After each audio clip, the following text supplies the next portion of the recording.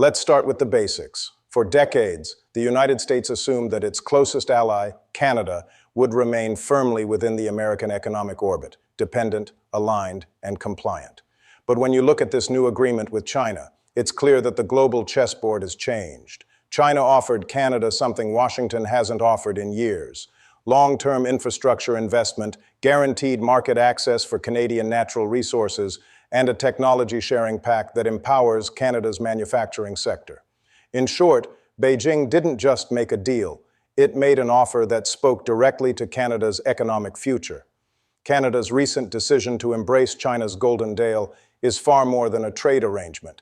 It's a statement, a deliberate recalibration of economic alliances that challenges the very structure of North American power. For decades, Canada has operated as the United States' closest economic partner, sharing supply chains, markets, and political interests so deeply intertwined that few imagined a major shift could occur. Yet when China came forward with an offer that promised long-term infrastructure investment, expanded access to Asian markets, and reduced dependence on the volatile U.S. financial cycle, Canada made a move that stunned Washington. And here's the hook. This isn't about friendship or betrayal. It's about survival in a world where economic loyalty is a luxury few nations can afford. For too long, Canada has watched its economy move in lockstep with American decisions. Whether in energy exports, technology policy, or trade tariffs, every ripple in U.S. politics sent waves across the Canadian economy. The Trump-era trade disputes, the unpredictable tariffs on steel and aluminum, and the shifting environmental regulations left Ottawa with a sobering realization.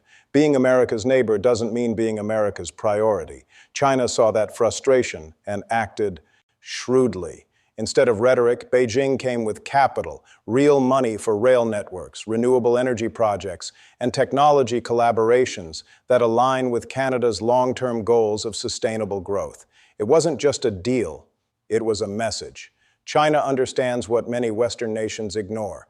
That investment, not ideology, is the currency of modern diplomacy. Now, when we look at this from an economist's perspective, the logic becomes clear. Canada's economy relies heavily on trade, but diversification has always been its weak point. Over 75% of its exports go to the United States. That kind of dependency might seem convenient when the relationship is stable. But in a world of shifting political winds, it's a structural vulnerability by engaging with China. Canada isn't just chasing profit, it's hedging against uncertainty. It's ensuring that the next time the U.S. threatens sanctions or rewrites a trade agreement overnight, Canada won't be left standing on shaky ground. And that's the part that truly unsettles Washington. It's not losing a partner, it's losing control. Here's the irony. For years, the United States encouraged free markets, global competition, and the free flow of capital. Now that those same principles are being used by others to challenge its dominance, the system suddenly feels unfair. But this is how capitalism works in its purest form. Nations like corporations chase the best return. Canada, recognizing that U.S. promises no longer guarantee prosperity, simply followed the logic of the market that America itself created. China's offer was structured long-term and free of the political strings that often accompany American deals. Beijing didn't demand alignment with its ideology or foreign policy. It offered infrastructure for resources, markets for goods, and stability for uncertainty. It's a formula that's proving irresistible worldwide. The deeper story here isn't about one deal. It's about a global rebalancing of power. For decades, the U.S. has assumed that its neighbors and allies would remain loyal by default, even when American policy became self-serving.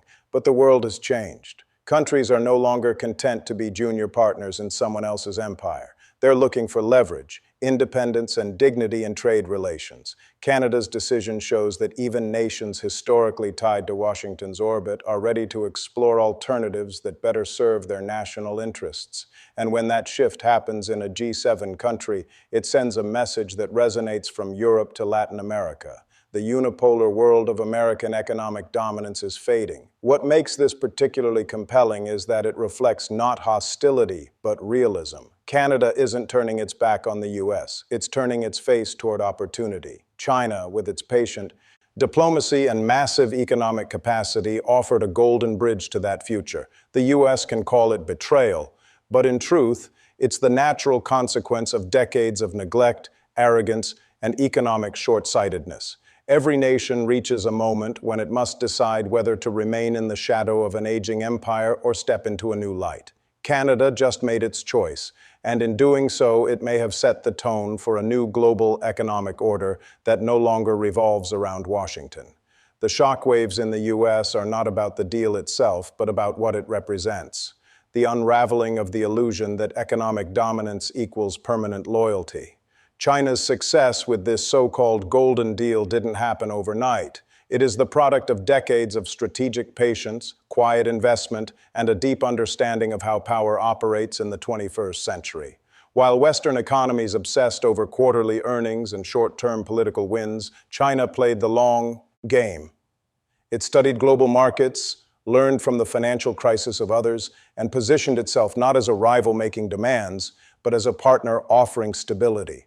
That's the hook here. China didn't compete with the West by fighting its rules. It outplayed it by mastering them. And now, with Canada signing on to a deal that even Washington didn't see coming, Beijing's strategy has paid off in spectacular fashion. When we look closely, we see the hallmark of China's economic philosophy. Investment is influence. Beijing understands something fundamental that Western policymakers have forgotten. Infrastructure builds loyalty. When you fund a port, a bridge, or a technology corridor, you're not just exporting goods. You're embedding your presence in another nation's future. This is exactly what China has done across Asia, Africa, Latin America, and now with Canada, it has reached into the heart of North America. Think about that. A country that once stood as a symbol of Western alignment is now working directly with the very nation Washington has labeled its strategic competitor. That's not just economic maneuvering. That's geopolitical artistry. While American corporations spent decades chasing cheap labor across the globe, China was building something entirely different: relationships. Through the Belt and Road Initiative, Beijing offered developing nations what the IMF and World Bank rarely provided: financing without humiliation. It didn't demand privatization or austerity in exchange for assistance. Instead, it promised growth, employment, and mutual benefit. It's an approach rooted in economic realism rather than ideological coercion, and that's why it's working. Countries aren't aligning with China because they've suddenly become communist sympathizers.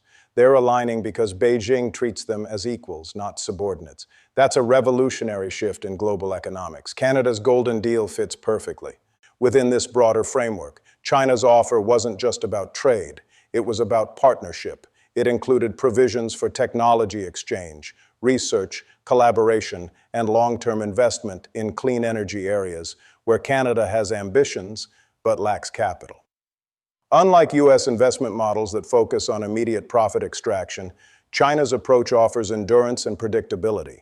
It tells partners, we're in this for the next 50 years, not just the next fiscal quarter. For a nation like Canada, that message resonates deeply.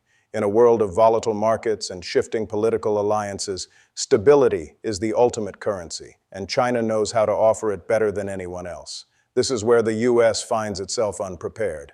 Washington has grown accustomed to wielding influence through dominance, not cooperation. It uses sanctions, tariffs, and conditional aid as leverage, assuming the world will always comply. But China's rise has flipped the script. It's showing that influence can come not from coercion, but from consistency, from the quiet assurance that your economic promises will actually be kept. The result is a growing network of nations that no longer fear U.S. pressure because they've found alternatives that work. That's the deeper story behind this Canada-China deal. Not defiance, but diversification. The global economy is no longer centered in one capital. It's becoming a web with China weaving many of the threads.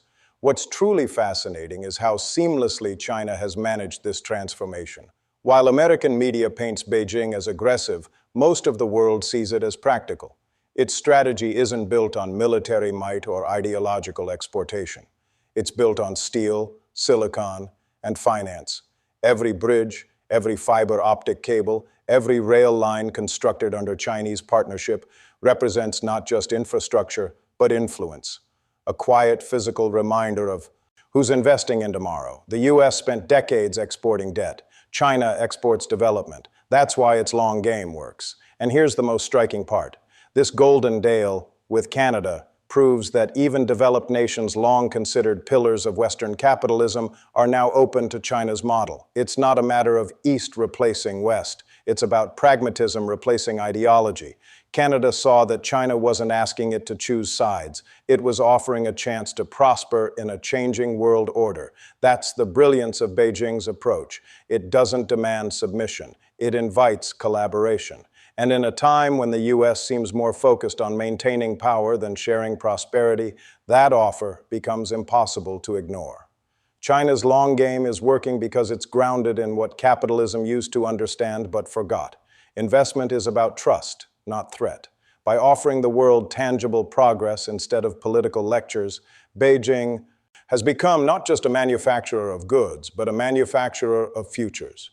And now, with Canada on board, it's clear that the world's economic gravity is shifting not through conflict, but through connection, one golden deal at a time. The shock that swept through Washington after Canada accepted China's golden deal reveals much more than diplomatic surprise. It exposes a deeper truth about the gradual decline of U.S. economic power. For decades, the United States operated under the assumption that its dominance in global markets was unshakable, that allies would remain loyal, and that the dollar would forever be the center of gravity in world trade.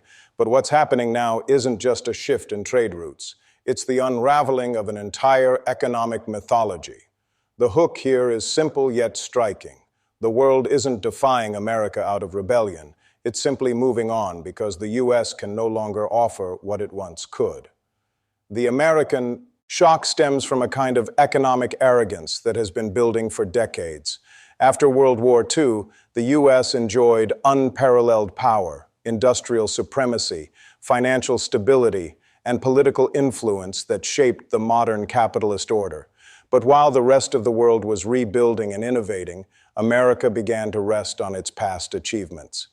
It turned its industrial backbone into a speculative playground. Wall Street replaced the factory floor as the heart of the U.S. economy, and the country's wealth became increasingly concentrated in the hands of a few financial elites.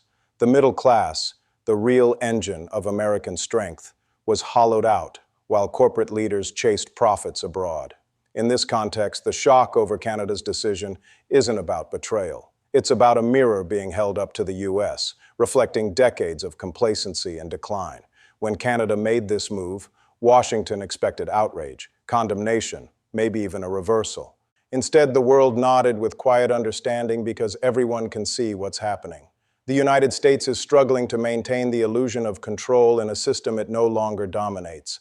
Trade wars, sanctions, and protectionist rhetoric are the tools of a nation trying to hold on to a position it has already begun to lose. You can sense the irony here.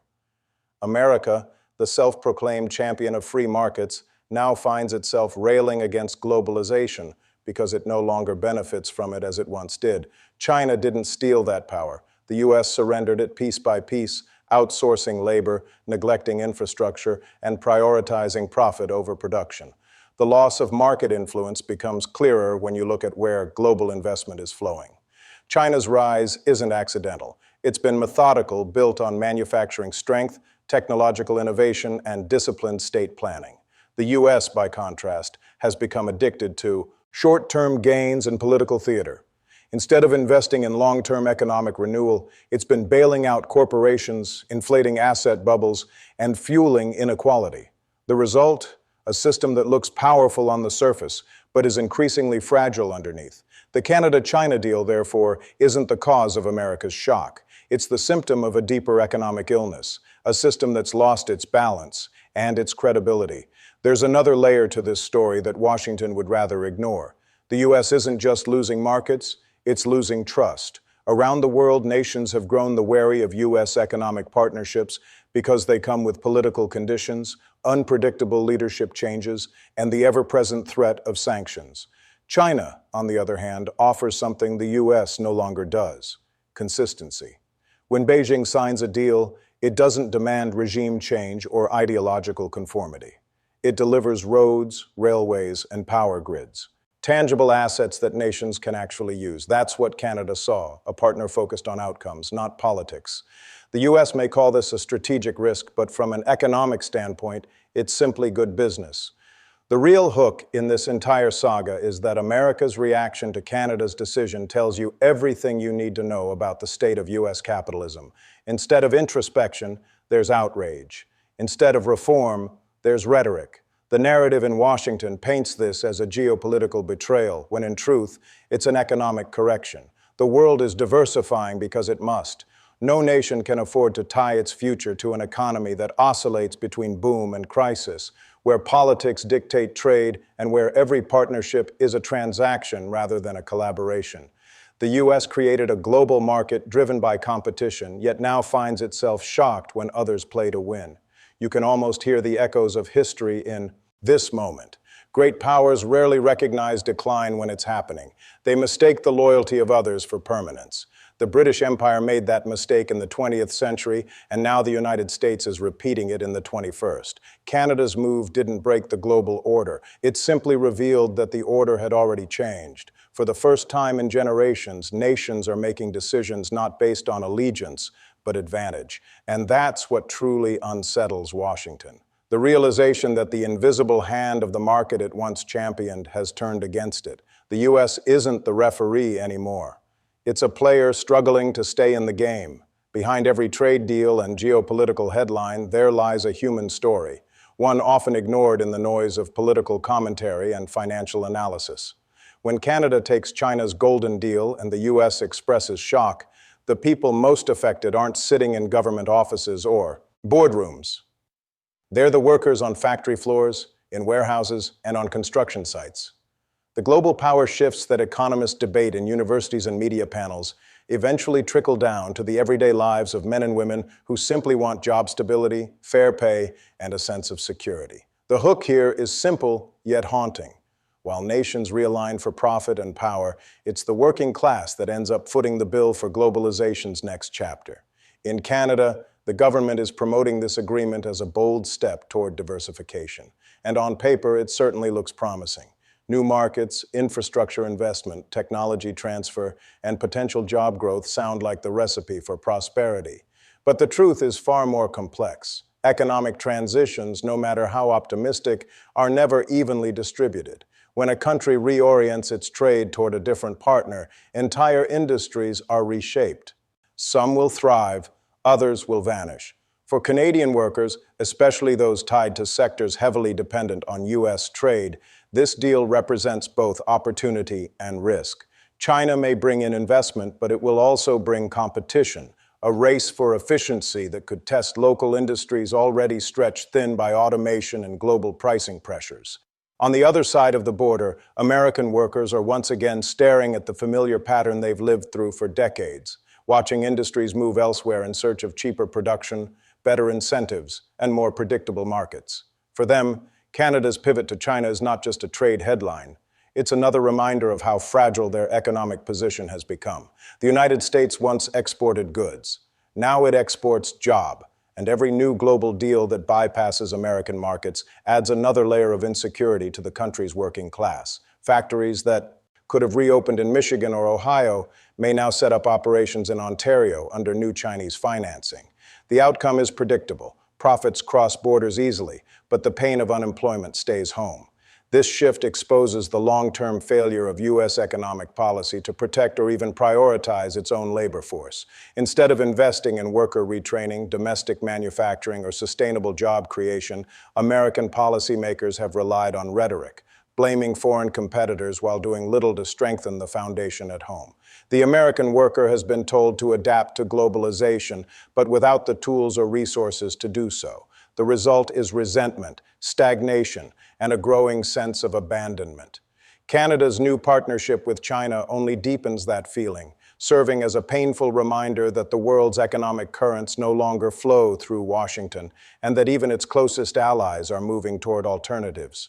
Meanwhile, for Chinese workers, the deal represents something entirely different: growth, opportunity, and a chance to elevate their standard of living through expanded production and international collaboration. This is the paradox of global capitalism.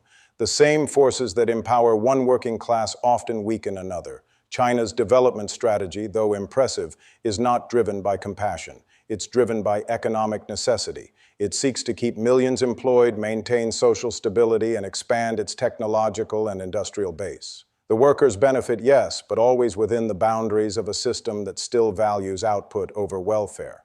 Yet compared to the stagnation many Western workers face, the momentum of China's industrial growth feels almost inviolable.